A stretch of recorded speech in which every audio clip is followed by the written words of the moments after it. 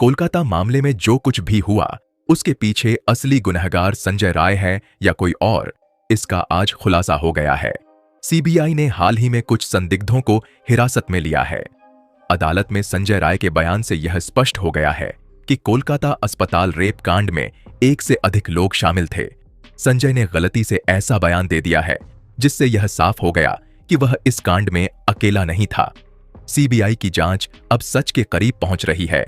अभी अभी आई breaking news के अनुसार सीबीआई ने पूरी तरह से पुष्टि कर दी है कि क्या वास्तव में हुआ था। आज मैं आपको बताऊंगा कि कोलकाता रेप केस में संजय ने 4 घंटे तक महिला ट्रेनी डॉक्टर के साथ सेमिनार हॉल में क्या किया। उस रात की बर्बरता की पूरी कहानी अब सामान्य आ चुकी है। सीसीटीवी वीडियो सामने आ गया है जिसमें दिखाया गया है कि कैसे महिला के कपड़े फाड़े गए, उन्हें चोट पहुंचाई गई, उनके प्राइवेट पार्ट्स पर गहरे घाव दिए गए और यहां तक कि ब्लेड के टुकड़े भी डाले गए। ये सब अब सीबीआई के सामने खुलासा हो रहा है। सारी जानकारी विस्तार से मिलेगी, लेकिन आगे बढ़ने से पहले सीबीआई के उत्कृष्ट काम के लिए इस वीडियो को एक लाइक जरूर करें। दरअसल अदालत में संजय ने वह कबूल कर लिया है जिसका पूरा भारत बेसब्री से इंतजार कर रहा था। पूरे देश को पहले से ही अंदेशा था कि यह अपराध एक व्यक्ति का काम नहीं हो सकता और अब यह शक सच होता नजर आ रहा है। इस रेप कांड में केवल एक नहीं बल्कि लगभग 7 लोग शामिल थे और यह पूरी तरह से एक ब्लाइंड मर्डर केस है। इसी वजह से सीबीआई पूरी तरह से एक्शन में है और कोलकाता के रेप मर्डर केस में 7 आरोपियों का पॉलीग्राफ टेस्ट भी शुरू हो चुका है। सीबीआई के अनुसार यह घटना बिना दरवाजे वाले सेमिनार हॉल में घटी, लेकिन हैरानी की बात यह है कि किसी ने भी चीख नहीं सुनी। अब सीबीआई यह जानने की कोशिश कर रही है कि अपराध को बिना किसी रुकावट के कैसे अंजाम दिया गया। क्या कोई व्यक्ति हॉल के बाहर पहरेदारी कर रहा था? सीबीआई यह भी जांच रही है कि सेमिनार हॉल से कोई चीख या शोर क्यों नहीं सुनाई दिया। इन सभी फैक्ट्स से स्पष्ट होता है कि महिला के साथ बर्बरता सेमिनार हॉल में नहीं बल्कि कहीं और की गई थी। उसे किसी अन्य कमरे में बेरहमी से पीटा गया और फिर हत्या के बाद उसके शव को सेमिनार हॉल में लाकर रखा गया, जिसे बाद में दरिंदे संजय के हवाले कर दिया गया। लेकिन अब संजय के बयान से यह साफ हो गया है कि वह इस अपराध में अकेला नहीं था बल्कि कई लोग इसमें शामिल थे। यह भी बता दूं कि इस कांड से एक दिन पहले संजय ने महिला ट्रेनी डॉक्टर को एक खूंखार जानवर की तरह घूरा था। उसने शराब पीने के बाद कई अश्लील फिल्में देखीं, कोलकाता के रेड लाइट एरिया में गया और फिर जो हुआ उससे सुप्रीम कोर्ट से लेकर सीबीआई तक हैरान है। आखिर सेमिनार हॉल में संजय ने उस महिला के साथ क्या किया? जब वह महिला डॉक्टर गहरी नींद में सो रही थी, संजय उस पर झपटा। वह गंभीर नशे में था और महिला के साथ जबरदस्ती करने लगा। उसने हाल ही में कई अश्लील फिल्में देखी थीं, जिससे उसकी हवस चरम सीमा पर थी। लेकिन जैसे ही महिला डॉक्टर की आंखें खुलीं, उन्होंने खुद को बचाने की पूरी कोशिश की। लेकिन माना जा रहा है कि उस वक्त सेमिनार हॉल में कोई दूसरा व्यक्ति मौजूद नहीं था जो उसकी मदद कर सकता। लेकिन महिला ने अपनी रक्षा के लिए किसी को बुलाने के लिए जोर जोर से चिल्लाना शुरू कर दिया।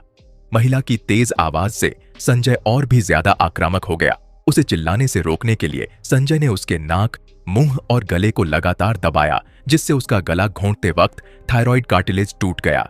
इसके बावजूद महिला ने हार नहीं मानी और अपनी पूरी ताकत से आवाज को और तेज कर दिया। तब संजय ने उसके सिर को दीवार से सटा दिया ताकि वह चिल्ला न सके और फिर उस पर तेज प्रहार करने लगा। इस हिंसा के कारण महिला के पेट, होंठ, उंगलियों और बाएं पैर पर गंभीर चोटें आईं। अकेले और एकांत सेमिनार हॉल में संजय शराब के नशे में एक खूंखार जानवर की तरह उस पर हमला कर रहा था। वह बार बार उस पर झपट्टा मार रहा था, जबकि महिला अपनी रक्षा के लिए पूरी कोशिश कर रही थी। वह अपनी आखिरी सांस तक अपनी इज्जत बचाने के लिए लड़ रही थी। हादसे के दौरान संजय ने महिला के चेहरे पर बेहद जोरदार घूंसा मारा, जिससे चश्मे के शीशे के टुकड़े उसकी आंखों में जा घुसे। इसके कारण दोनों आंखों, मुंह और प्राइवेट पार्ट से खून बहने लगा। संजय ने अपने नाखूनों से महिला के चेहरे, शरीर और कई अंगों पर गहरे घाव कर दिए। क्योंकि उसके चेहरे पर संजय के नाखूनों से बने खरोंच के निशान पाए गए हैं। यह बताता है कि पीड़िता ने अपनी रक्षा के लिए कड़ा संघर्ष किया था।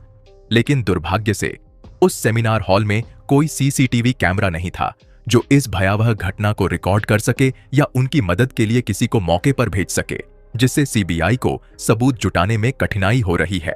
फिर भी मामला अब स्पष्ट होता जा रहा है।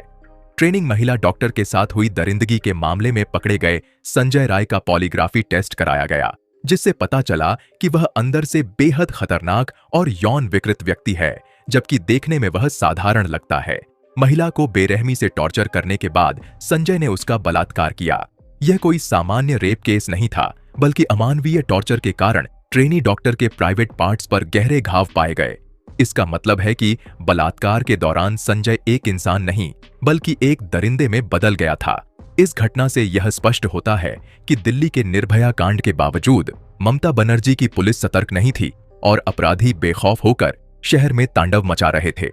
सीबीआई के लिए सेमिनार हॉल अब सबसे बड़ा रहस्य बन गया है। सीबीआई की विभिन्न टीमें इस हॉल से सबूत जुटाने के लिए 10 से अधिक बार इसका दौरा कर चुकी हैं। हालांकि घटना के बावजूद सेमिनार हॉल में मरम्मत का काम कराया गया, जिससे कई महत्वपूर्ण सबूत नष्ट होने की आशंका है। सीबीआई की जांच बार बार इस सेमिनार हॉल पर आकर रुक रही है। सीबीआई के पास अपराध स्थल पर संजय की मौजूदगी के ठोस सबूत हैं, लेकिन अब भी वे डीएनए टेस्ट के नतीजों का इंतजार कर रहे हैं। एक्टिविस्ट मधुकिश्वर ने सोशल मीडिया प्लेटफॉर्म एक्स पर एक पोस्ट साझा किया, जिसमें उन्होंने अस्पताल में काम करने वाली एक महिला डॉक्टर और उसकी दोस्त के बीच हुई फोन कॉल की बातचीत का उल्लेख किया। इस बातचीत का ऑडियो, जो बंगाली में है, उन्होंने भी शेयर किया। माना जा रहा है कि इस ऑडियो से सीबीआई को कई महत्वपूर्ण सुराग मिल सकते हैं। मधुकिश्वर के अनुसार इस बातचीत में कहा गया है कि महिला डॉक्टर एक बहुत ही होशियार छात्रा थी, लेकिन उसे अस्पताल और प्रिंसिपल के कुछ बेहद खौफनाक राज पता चल गए थे, जिसके चलते उसे धमकियां दी जा रही थीं कि उसकी थीसिस पूरी नहीं होने दी जाएगी। हालांकि वह डरने वाली नहीं थी और उसने इसका विरोध किया। उसने स्पष्ट कहा कि अगर उसे परेशान किया गया तो वह अस्पताल की काली करतूतों को उजागर कर देगी। इसके बाद पिछले 6 महीनों से उसे लगातार परेशान किया जा रहा था। बिना रुके उसे 26 घंटे की नाइट शिफ्ट पर रखा जा रहा था और उस पर भारी काम का दबाव डाला जा रहा था। विभाग के हेड, सीनियर पीजीटी और अन्य लोग भी इस बात से वाकिफ थे कि प्रिंसिपल और उनके समूह का इस छात्रा पर कितना दबाव था। इससे यह साफ हो जाता है कि प्रिंसिपल समेत पूरा अस्पताल उस महिला के खिलाफ खड़ा हो गया था, क्योंकि वह सच और न्याय के लिए झुकने को तैयार नहीं थी।